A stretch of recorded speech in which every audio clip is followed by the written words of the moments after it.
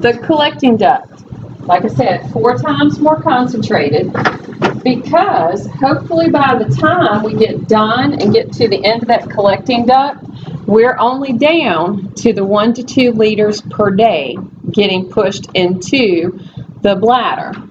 So what we have done is we have developed a way for the kidneys to help us control water loss. And basically, our amount of hydration is going to affect our urine concentration. Now, in large amounts of water, this is called hypotonic, and we have the water diuresis, going to have a lot of productions, probably going to be very clear in color, that sort of thing. Basically, in the cortical portion, salt will get removed, but a lot of the water will stay. So the water will make it through all of these portions, get pushed into this collecting duct, make its way to the bladder, and you got to go to the bathroom a whole lot. You can hyperhydrate, okay, that is a possibility. The dehydration, of course, urine is more concentrated. At this point, ADH wants to come into play. ADH wants to come in and work on the DCT and keep us from having a lot of urine output.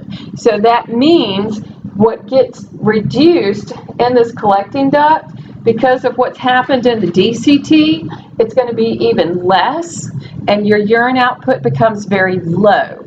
Okay, you get severely dehydrated, you might not go at all. Okay, and that's not a good situation to be in. Basically, will affect those aquaporins, the ones that let the water through, and we're going to be returning more water. If ADH stays elevated for more than 24 hours, in like cases of severe dehydration, maybe, I don't know, maybe like you've got the flu, you've been really sick, throwing up, diarrhea, that sort of thing, it's going to actually affect the genetic makeup in the cell. And the cell will actually say, oh no, aquaporin, you don't get to exist, and destroy it. It will.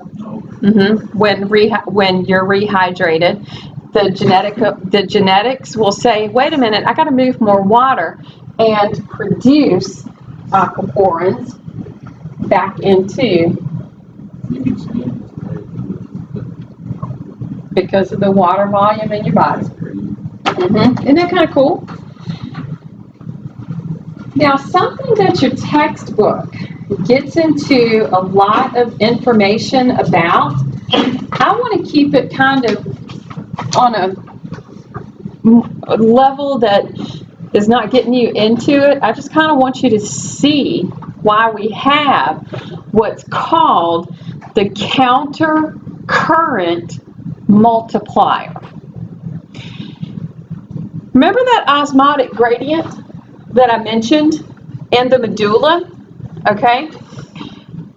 Basically, that's going to affect this collecting duct and how it concentrates urine. Now, in the textbook, it goes into a lot of great detail talking about, okay, well, at this level of the nephron, we're going to have this take place. At this level of the nephron, we're going to see this take place. We're going to have boom, boom, boom, boom. It's one of those things where you just like, oh, okay, my head's going to explode. Well, when we say counter current, if I need this collecting duct to do what it needs to do, I need to make sure that I'm having a good return of salt to the medulla. Because if my collecting duct allows water to move back out, if I have a high amount of salt, is that not going to pull the water out of my collecting duct? Okay, so one of the things I got to pay attention to, keeping the salt level high in this medulla. Here's the other part. In the medulla, that collecting duct runs the entire length of that medulla, because at the end of that medulla is where I'm going to have my calyces emptying into this renal pelvis area.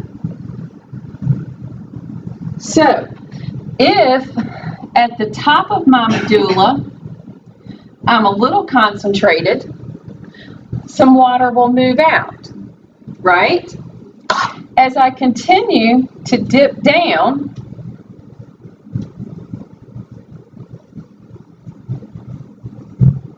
all the way into reaching that calyx area, if I continue to move down, move down, move down, by the time I'm down here, it's like this with my particles.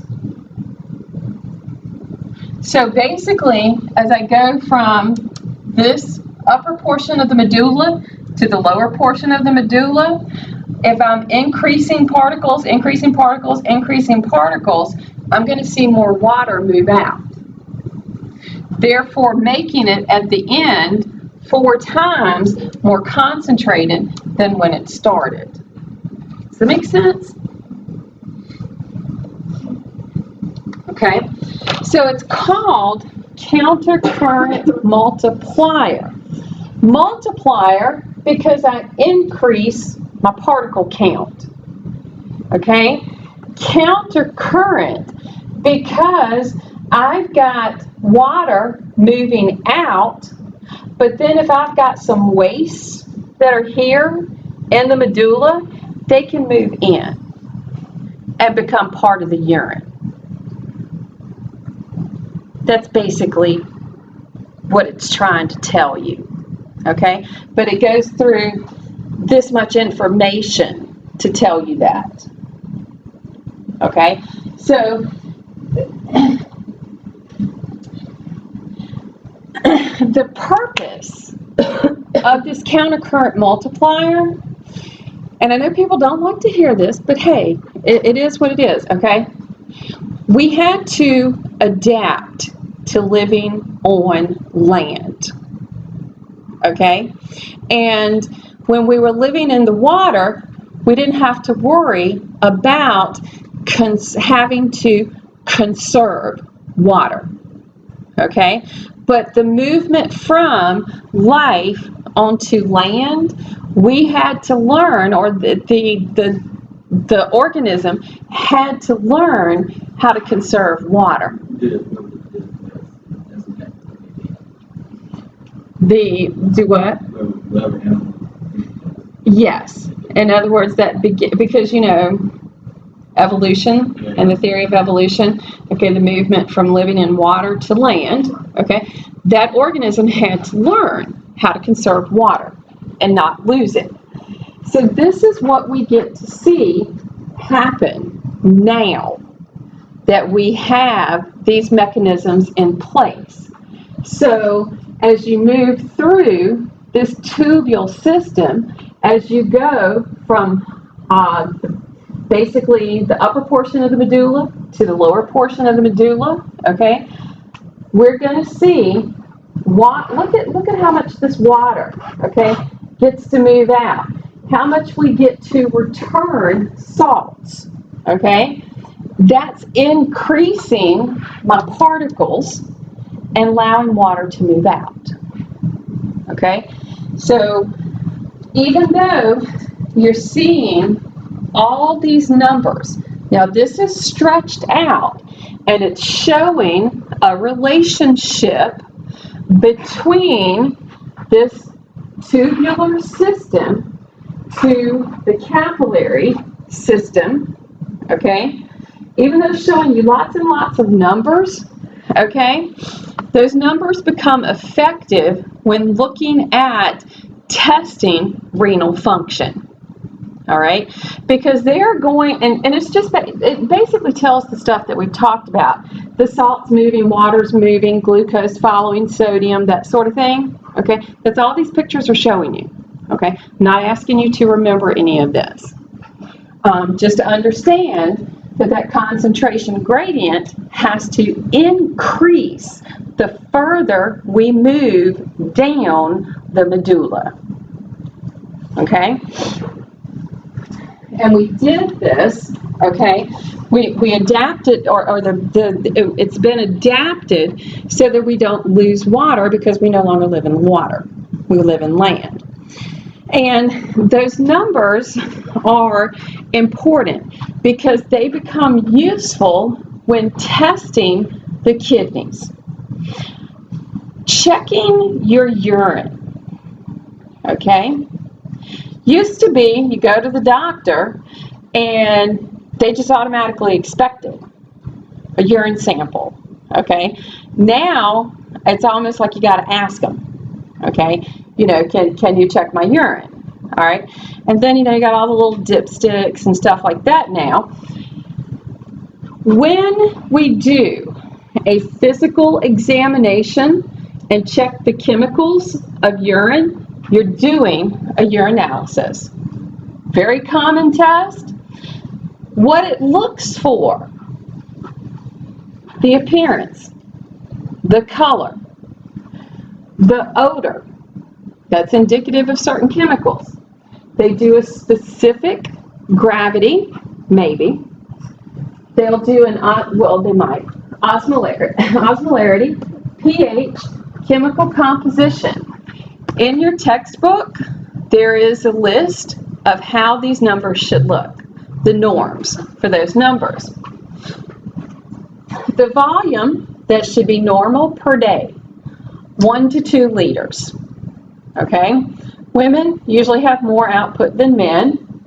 If it's greater than 2 liters per day, and if it stays high for an extended amount of time, yes, you're going to get dehydrated, and this is termed diuresis or polyuria. It's a whole bunch of urine. Output can be affected by the drugs that we take, diseases that might be present, other factors that can affect it: kidney disease, dehydration, circulatory shock, prostate enlargement. If output becomes less than 400 milliliters per day, we're keeping too many wastes in the body, and that is termed azotemia. And that becomes deadly to people. Diabetes is probably the most common, the most destructive, well, I wouldn't say the most destructive, but very destructive to the kidneys. It's a chronic disorder, usually. Basically, we can have either too much or too little. Oliguria is output of less than 500 milliliters per day.